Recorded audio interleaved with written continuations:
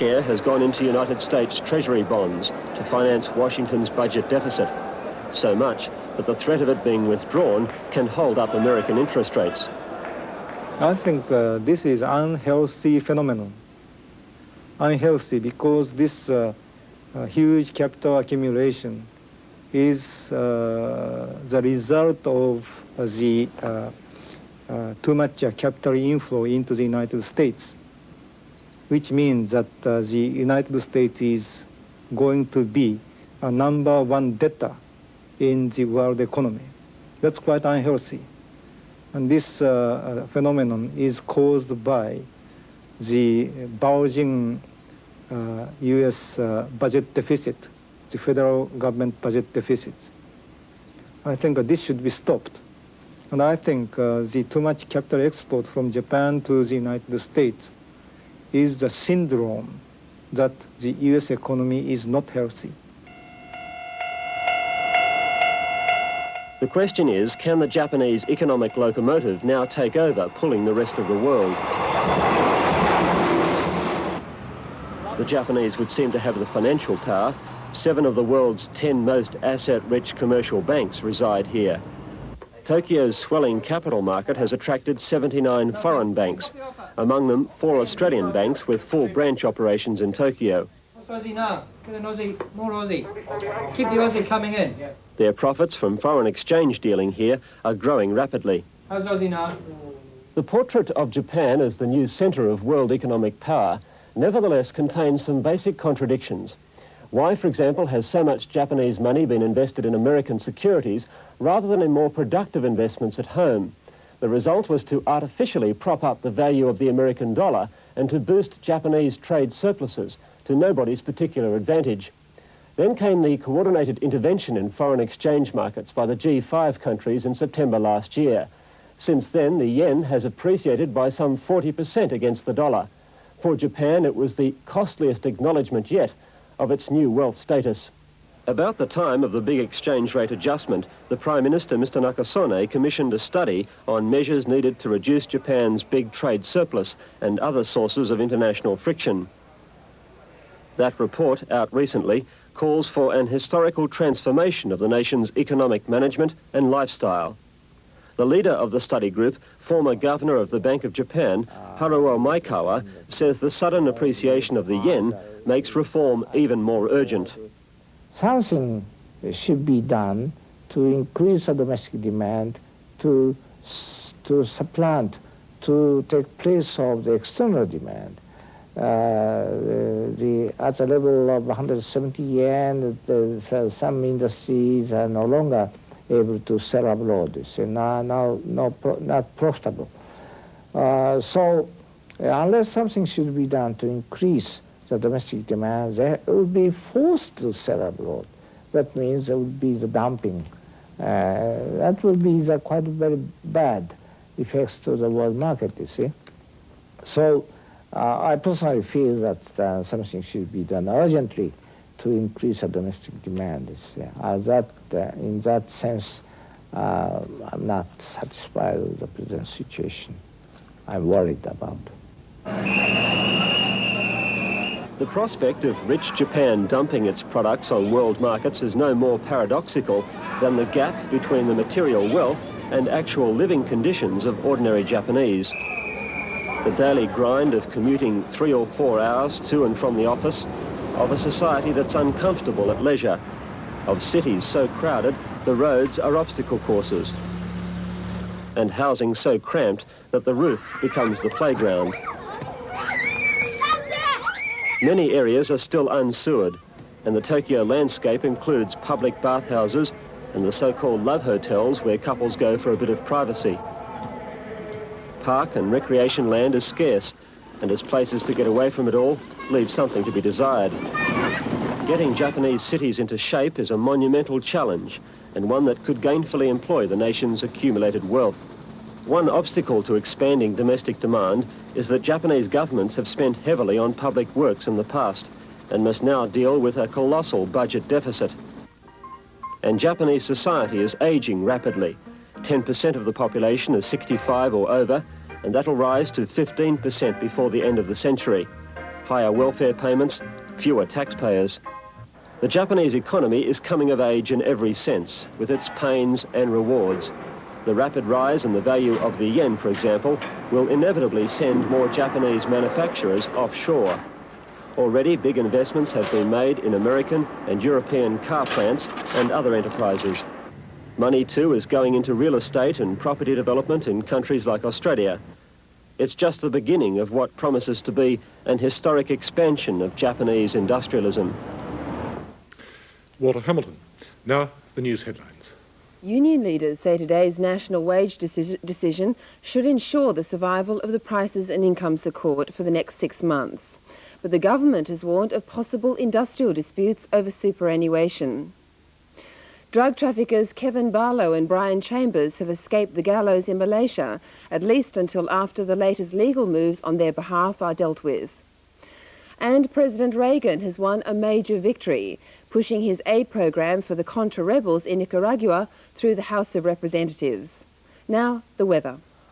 Good evening. Some unsettled weather in a couple of patches of the continent tonight, but overall still mostly dry. The satellite picture shows the areas where the rain's falling, over in Western Australia in patches, with that middle level cloud now starting to move through into South Australia.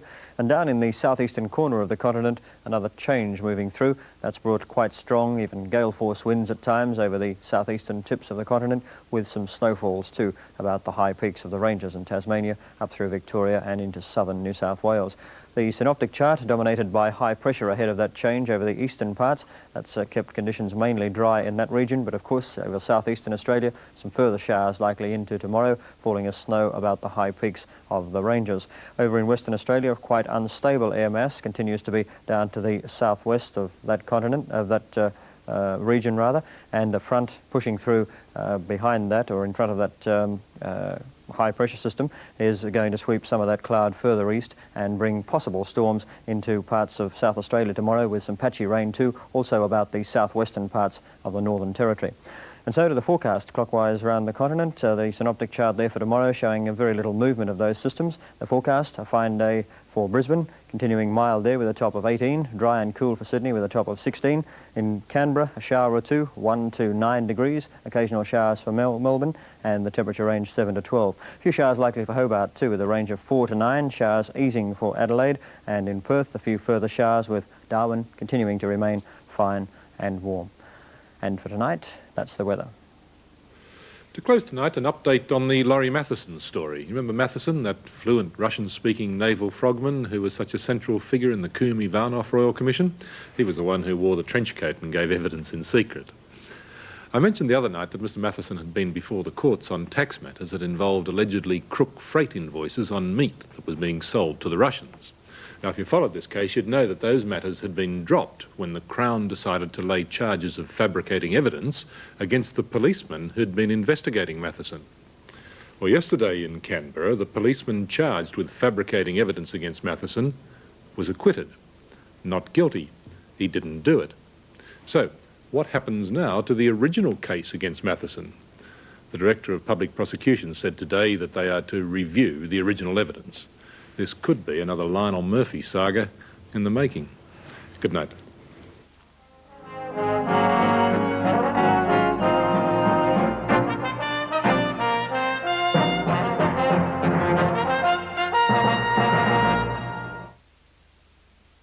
BBC Radio is 3LO News. Once again, the opposing factions of Current affairs, sport. Got it won. Riley Boilers won the 400 metres. Music. Come on and do it again. Don't you? Talkback. Town clerk is on the line. Surely, sir, you can do something? ABC Radio is Radio National. Thought-provoking, informative, entertaining. Who's a physicist, launches a series on rat-baggery in science with this... With analysis and debate. Exactly. Because she does write about her own experience. ABC Radio is ABC FM. Classics. Theatre. A horse! My kingdom for a horse! Jazz.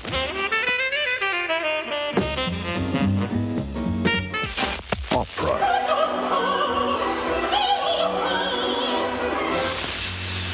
ABC Radio. We're on your wavelength.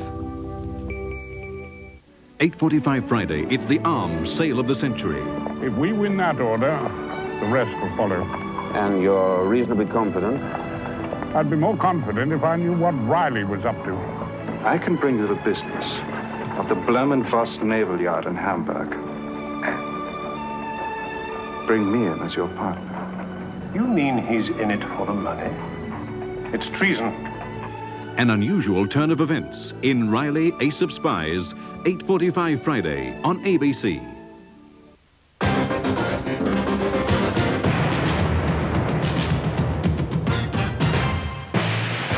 Australia's super athletes, men and women pushing themselves to the limit to bring home gold from the 13th Commonwealth Games in Edinburgh.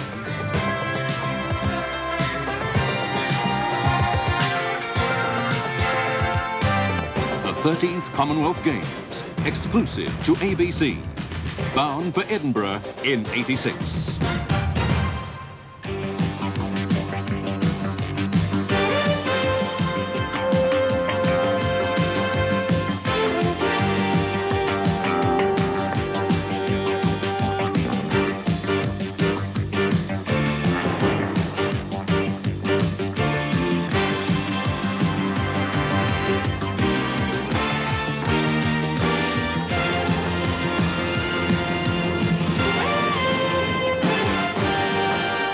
Good evening and welcome to semi-final action from the 1986 World Cup of Soccer in Mexico, and the two matches in the semi-finals we show you today are highlights from the All-European affair, France and West Germany, and the South American European affair, Argentina and Belgium.